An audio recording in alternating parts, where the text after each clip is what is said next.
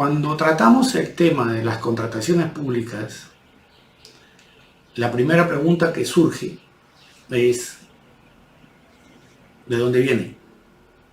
¿Cómo fue el inicio? ¿Con qué está relacionado? Pregunta que nos va a derivar a un sujeto político, administrativo, denominado Estado. No puedo hablar de contrataciones públicas si es que no tengo el Estado, porque quien hace las contrataciones públicas es el Estado. ¿Y cuándo comenzó la historia? Comenzó con la Revolución Francesa, comenzó y su modificación del derecho administrativo, su nueva visión del derecho administrativo, comenzó con las teorías contractualistas, comenzó en la Edad Media, comenzó en Roma, fue un aporte de los pueblos germanos. En realidad, la historia va mucho más atrás. La historia va mucho más atrás. Es una historia que ha venido acompañando a la humanidad desde hace tiempo. Por lo tanto, lo que tenemos que ver es cuándo comienza. La historia comienza así. Al inicio, donde existían hordas, fatrias, tribus, cuando los pueblos eran nómadas, el tema de la organización política no existía, prevalecía la ley del más fuerte. Descripción que la podemos ver en Hobbes, muy bien, y en todas las teorías contractualistas. Para unos decían que en el estado presocial el hombre era malo, ese Hobbes, mientras que para Rousseau el hombre era bueno y quien la había corrompido era la sociedad, ¿no? Rousseau decía eso. Pero eran todas coincidentes, conjuntamente con Yolo, todas eran coincidentes en algo, que existía una etapa presocial, es decir, una etapa antes de la sociedad. En eso hay consenso.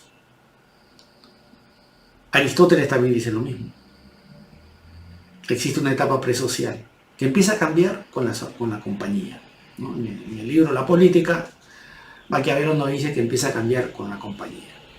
Entonces, reconocemos que hay una etapa previa en la cual el ser humano, en general, va trotando por el mundo, va caminando, luego se va asentando, ¿no? Son los cazadores, pescadores, recolectores, con tribus, donde inclusive en la organización interna un rol importante inicialmente lo va a tener la mujer, y después con la ganadería y la agricultura va a tenerlo el hombre.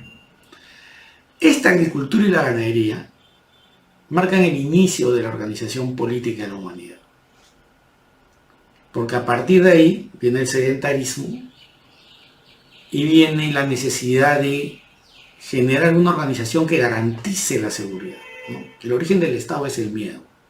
Eso está en Maquiavelo y está en Hobbes. Más en Hobbes. Pero el origen del Estado es el miedo, es decir, el temor a perder algo, para comenzar tu vida, para comenzar tu libertad y para continuar con todo lo que habías podido conseguir a lo largo de tu vida. Esa era la historia. Bien, entonces empiezan a organizarse grupos humanos, ¿no? Que van a tener una organización política y militar, y va a empezar la guerra.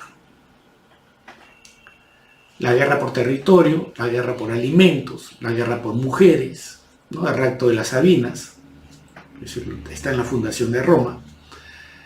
Y estos conflictos van a generar también, van a tener su consecuencia. ¿Cuál es la consecuencia? Vas a traer prisioneros, vas a traer un botín. Y ahí comienza esta historia. Cuando los guerreros querían repartirse el botín, y el jefe decía, no, pues no podemos repartirle a todos. Mejor vámonos y vendamos esto, ofrezcámoslo por trueque, por lo que fuera, y con eso, ese beneficio sí se reparte. Entonces iban a un sitio especial que vamos a denominar mercado, ¿ya? Donde se congregaban las personas de la comunidad y empezaban a ofrecer, ¿no?, todo el botín de guerra. Clavaban una lanza, ¿de acuerdo? Y esa lanza, en el marco de esa lanza, primero que se efectuaban los lances asta. Entonces vino la subasta. La subasta tiene ese origen. Entonces la subasta está vinculada al origen de la venta, ¿no?, de los botines de guerra, y también de los prisioneros, y también de las mujeres. Así comienza esta historia, ¿no?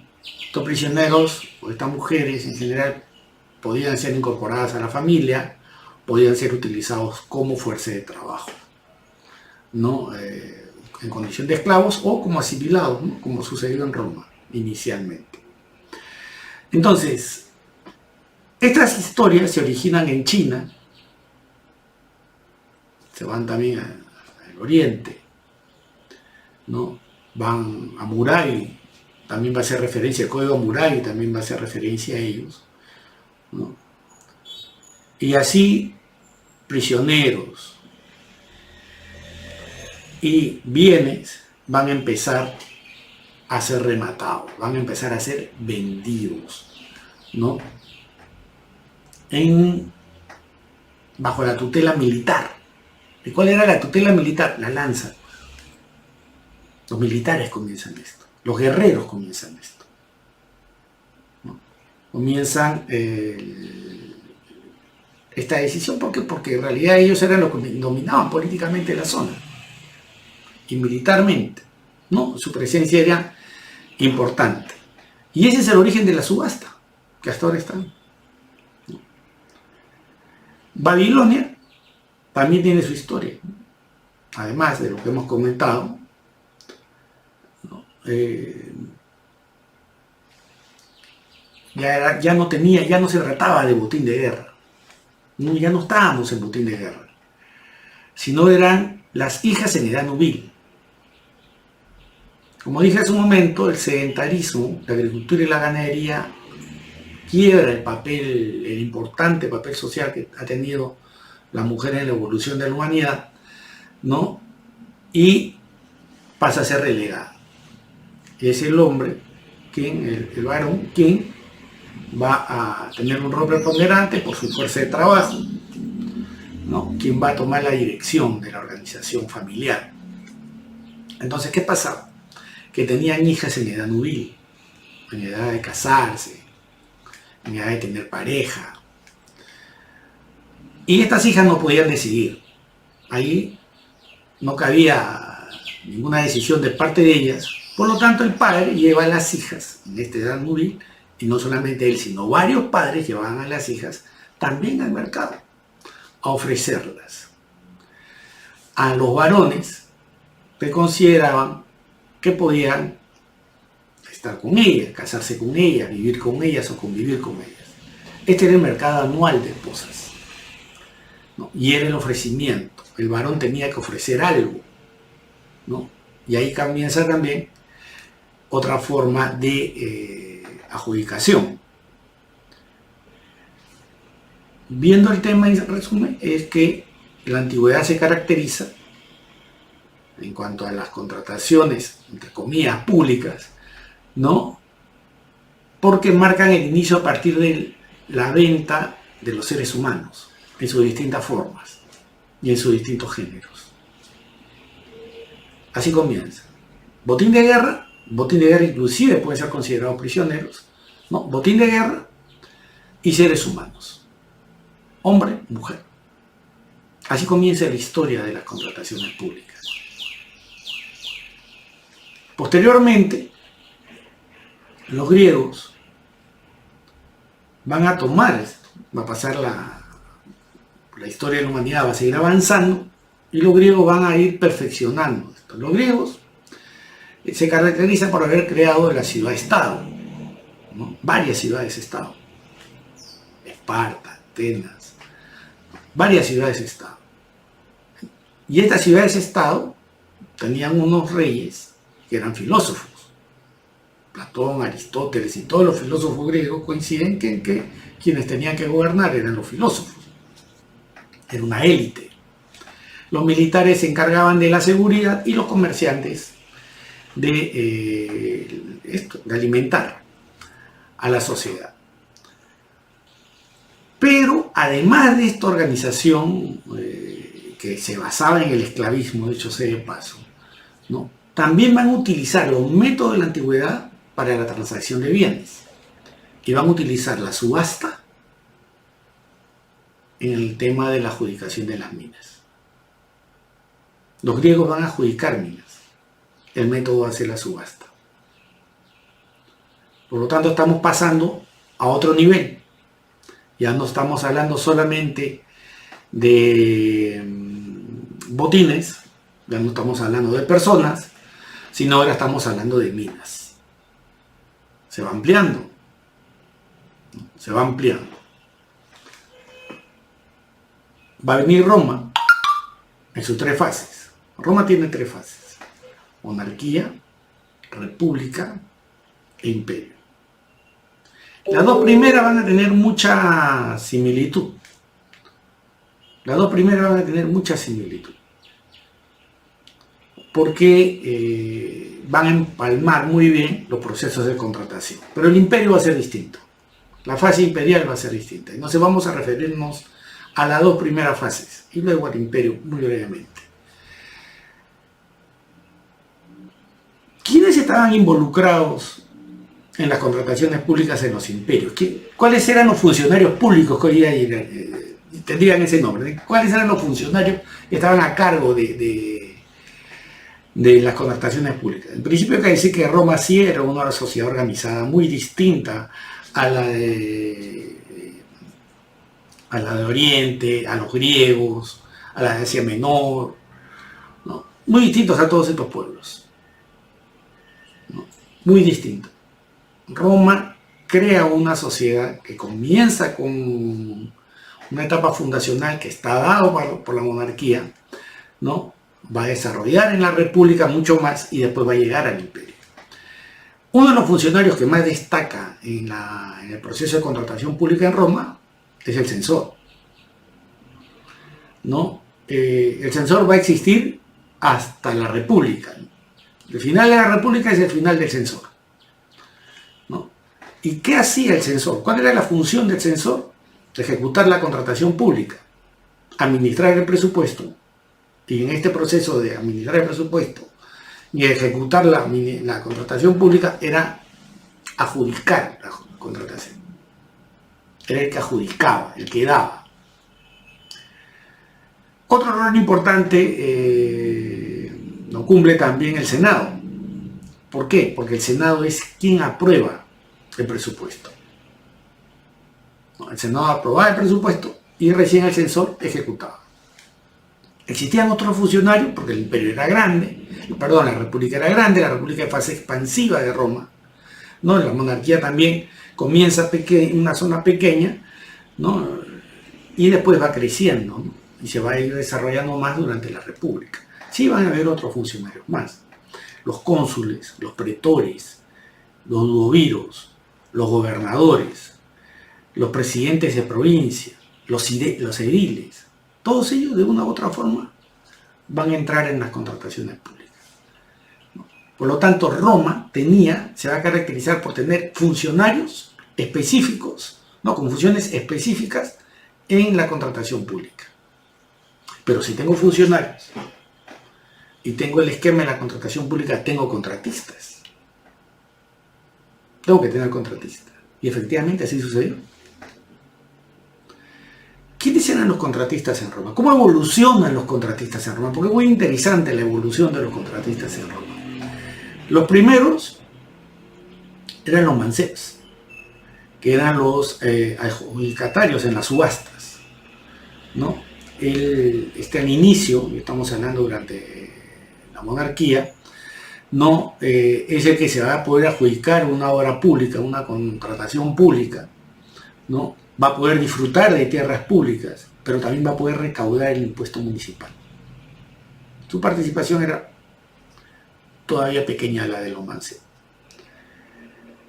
¿no? El otro personaje importante que se va a vincular acá es el Redentor, ¿no? Que era quien va a participar ya en las licitaciones. Ese Redentor, que también se desenvuelve durante la monarquía, durante la República deviene en publicano.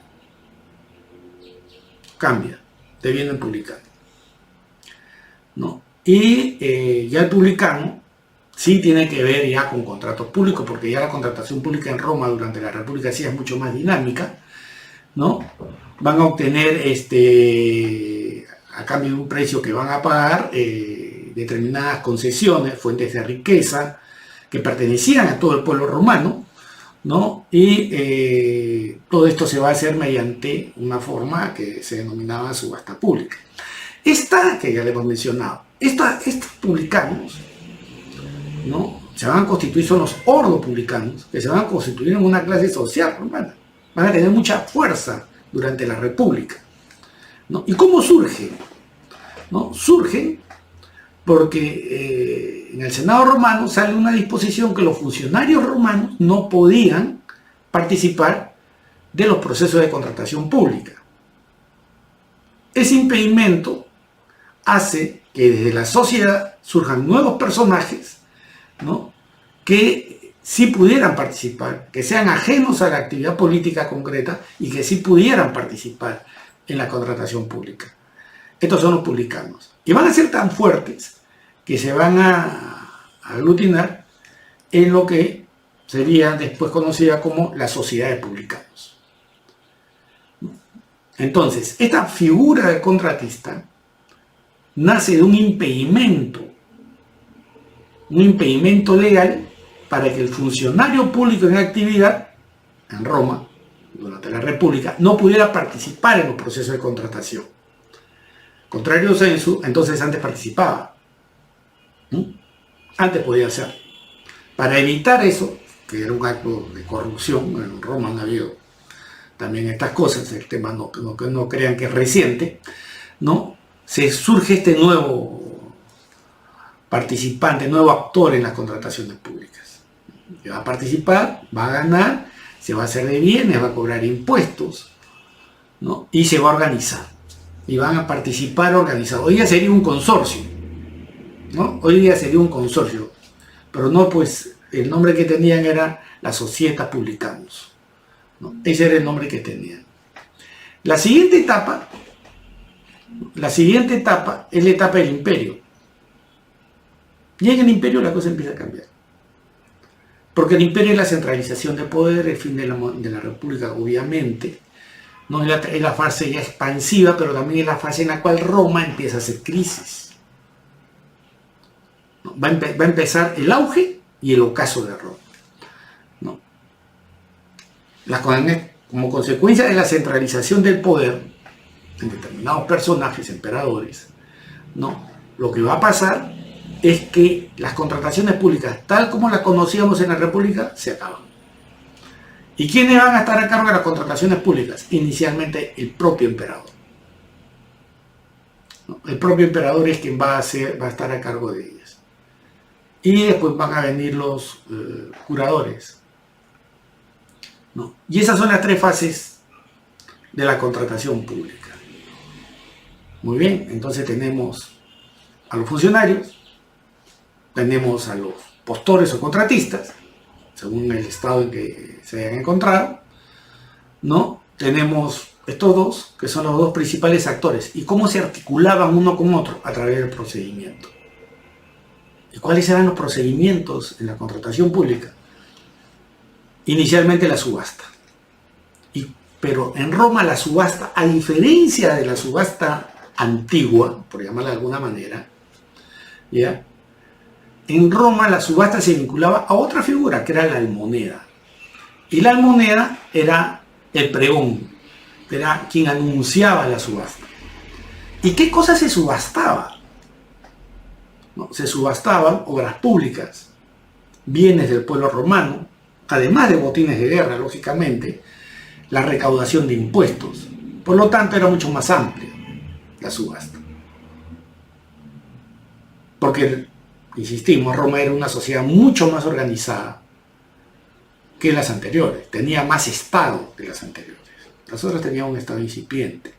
Roma no, por su propia vocación de dominar. Lo que sucede es que en Roma, durante la monarquía y la república, el Estado tiende a vincularse mucho con los privados porque no tenía capacidad, no tendría lo que hoy se denominaría capacidad operativa, ¿no? Especialmente en contrataciones públicas. ¿Por qué no hacía la ejecución de la obra? El propio Estado romano no tenía capacidad operativa. No tenía, si bien es cierto, había crecido, pero burocráticamente aún no estaba organizada como correspondía a una sociedad de ese nivel. Es en el imperio en que se va a dar inicialmente este avance. Otra de las formas de contratar era la munera. ¿Y qué cosa es la munera? La munera viene también de la fase de la monarquía, ¿no? Así como la subasta. La munera es el trabajo forzado. Se utilizó también durante la República. ¿En qué consistía? ¿En qué consistía la munera? Hay que hacer una obra pública, un templo a determinado dios. Perfecto, muy bien. ¿Quiénes van? ¿Quiénes van a trabajar? Ese es el trabajo forzado. ¿No? Ese es el trabajo forzado. Entonces se establecía que podían ser lo de la plebe, pues. Los nobles no iban a hacer. Entonces la plebe iba, no porque quería, sino porque se les obligaba a trabajar. Esa es la munera, ¿no? Cuando tratemos el tema de Perú vamos a ver también estas cosas, cómo se utilizaban.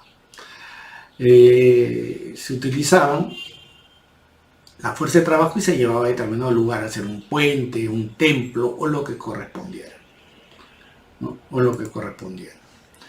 Otra forma de procedimiento de contratación que tenemos o que había en Roma era la vendere, donde el Estado vendía un bien público.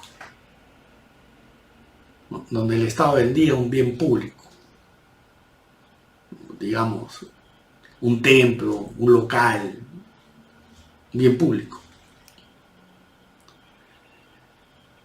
Ahí estaba el acectio, que era una venta especial para determinadas cosas. Estaban separadas, por lo tanto también tenían su procedimiento especial. Y la más utilizada de todas, que era la locatio. La locatio que sustituye a la munera, ¿no? Y que a través de ella ya se empiezan a adjudicar todo lo que son bienes públicos e impuestos, a los que participaban ya, y que ya hemos citado. Y la forma en que se hacía, ya en esta etapa avanzada, era a través de la licitatio, ¿no? El licitatio, que era el ofrecimiento, ¿de acuerdo?, de precio, la oferta, para llamarla en concreto, para hacerse de algún bien o de algún servicio que prestara a la sociedad romana, ¿no? Y esto es Roma. No, esto es Roma. Con Roma se sientan las bases de lo que va a ser la cultura occidental. Roma, Grecia, tienen la base de lo que va a ser la cultura occidental. Y el eco de estas instituciones van a llegar hasta nuestros días. Pero ese será un tema de la próxima exposición. Muchas gracias.